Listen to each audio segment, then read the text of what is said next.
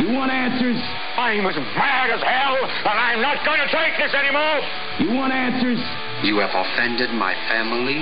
I think I'm entitled. You want answers? I want the truth.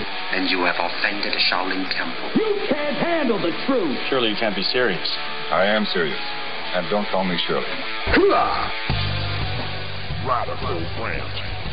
So we reported earlier on this story of the Global Commission and recommending the end of the war on drugs and legalization of marijuana, and Gateway Gil Kurlikowski came out against this, of course, saying that this was a terrible thing to do, bad idea, that I've seen firsthand the tragic impact drug use has on newborn babies.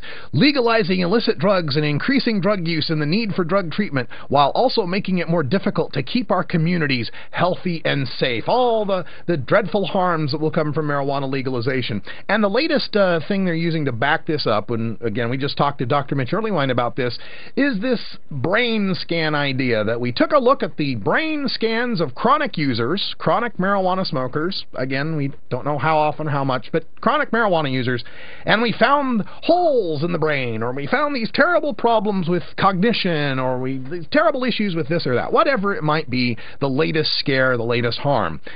And that just leads me to ask, who says my brain has to be perfect anyway? Now, we can debunk all of these studies and tell you the flaws with the methodology and point to the fact that cannabis has been used for 5,000 years of human history, and we don't see the harms that all these people supposedly say about cannabis. Sure, some people end up with cannabis problems. Sure, there's stereotypical potheads out there, but they are the exception rather than the rule. The people who use cannabis chronically are a lot like me. They have jobs, they go to work, they function just fine.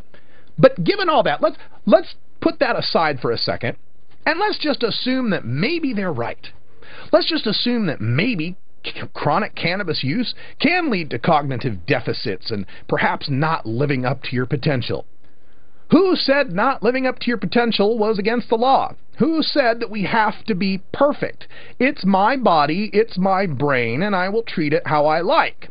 You cannot tell me that I can't have a little bit of cognitive deficit in my brain when you're willing to allow me to go out and get a monster thick burger with 1,400 calories on it and have some adipose deficits or adipose tissue here on my old gut that's causing some health problems for me too. Right? If we're going to have choice in this country, if we're going to allow people to be adults and to be humans and to be free, we have to give them the right to treat themselves as poorly as they wish, so long as it causes no harm to anyone else.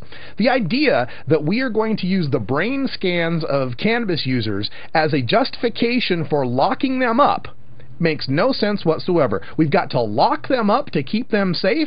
Meanwhile, people out there are allowed, nay, encouraged to drink alcohol. And as Dr. Mitch mentioned, we could show you the PET scans and the EEGs and all those MRIs of the brains of chronic alcohol users, and you'll see far more deficit than you would see from any chronic cannabis user.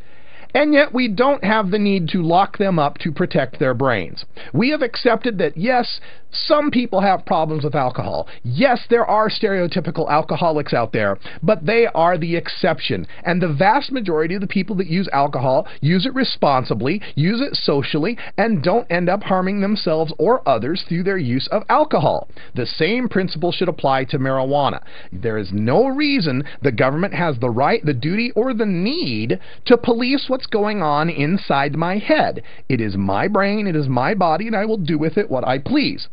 Furthermore, let's talk about some of the other ways that people get high in this country that seem to be perfectly okay, and we don't mind if they end up suffering cognitive deficits. I would bring up mixed martial arts, boxing, football, games of chance and sport, where we see big bulked up competitors smashing each other in the skull repeatedly, which has been shown to have extreme cognitive deficits. Go talk to any old boxer, if you can find one, and you will realize what those cognitive deficits are. But we recognize, in a free society, a man has a right to earn a living the way he wants, to play the games and the sports he wishes to play for the entertainment of others, and if that shortens his lifespan, if that causes health problems, if that causes cognitive deficits, that's the price he had to pay for being famous or having fun on the field playing a child's game. Why cannot we make that same decision for the casual and even the chronic users of cannabis? Again, the point is whether or not this causes a direct and predictable harm to the people outside of my brain and body. Now, you might be able to make those kind of cases for some other drugs. Let's bring up PCP. I've heard some terrible things about PCP, the old angel dust, that it can make people go crazy and have an amazing strength and become violent. That you might be able to make a case for. You might be able to say, we can reasonably predict there will be a harm to others in society based on someone's use of that. You cannot reasonably make that argument for cannabis. There is just no evidence for it whatsoever in 5,000 years of human history. Now, personally, not Normal's belief, but personally, I think all drugs should be legal. But understand that legal is a huge spectrum that ranges from aspirin to morphine. Okay? So marijuana should be down there somewhere in the aspirin range. Should be available to anyone over the counter wants us to purchase it, not having limits or registrations, reasonable regulations for purity and advertising, but pretty much an over-the-counter product. PCP, on the other hand, probably over there on the morphine side. Maybe for prescription uses, for severe addicts, for experimentation, whatever. But nobody should be locked up for what they do to themselves absent harm to others. It's just a simple concept in a free and democratic society. And I think so often, people are well-meaning when they're prohibitionists. There's a tendency on our side to think of them in reefer madness terms and Harry J. Anslinger racism terms and demonize them as being, ignoring the science, which they are, but we have to understand that the bad guy never thinks he's a bad guy in his own mind. The bad guy is always doing things based on what he believes are moral and right. And so I believe people like Gateway Gill and Nora Volkow and the Andrea Barthwells of the world, I believe they're well-meaning. And I believe they've seen the devastation that drug addiction can have on people's lives. Absolutely. I will not deny that a bit. I've seen the devastation it's had in my own family. And a lot of you have too. I had an alcoholic father. Some of you may have had a drug-addicted brother or aunt or sister or friend. So nobody on our side denies that. But number one, that's drug addiction, not cannabis that we're talking about. And number two, even because of those addictions, there's no reason to lock up our friends, our families, our neighbors over their health problems. Gateway Gill likes to make a lot of noise about treating drug use as a public health problem, but the federal budget is still balanced 2-to-1 for incarceration and interdiction over treatment and prevention. That 2-to-1 ratio is a ratio we saw throughout the Bush administration. That 2-to-1 ratio is something we saw throughout the Clinton administration.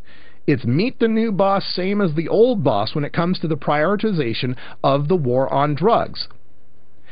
This must end. If we are to be a free society, if we are to maintain what few of the Bill of Rights we still have, we cannot continue to make war on our own people. A war now that as of next Friday will be 40 years old. A war that has spanned as much time in American history as all of the wars fought in the 20th and 21st century combined. That's right. You add up Iraq, Afghanistan, Vietnam, World War I, World War II, Grenada, Panama, Gulf War. You add all those up, every war since 1900, and it adds up to about 40 years of warfare. Apparently, we're a little bit better at defeating human beings than we are at defeating nouns. The war on drugs cannot be won. It is not meant to be won. It is meant to continue the profiteering of the pharmaceutical industrial prison rehab complex. We're on to you, and as Jack Harris said, we know the emperor wears no clothes. The Global Commission that just reported has just said it plainly. It is time to consider the legalization, seriously consider the legalization of marijuana to end the criminal control over the largest drug market there is. Far more people use marijuana than use all other illegal drugs combined. 15 million per year use marijuana compared to 6 million combined for all other illegal drugs combined. Coke, meth, heroin, PCP, ecstasy, acid, mushrooms. Add them all up.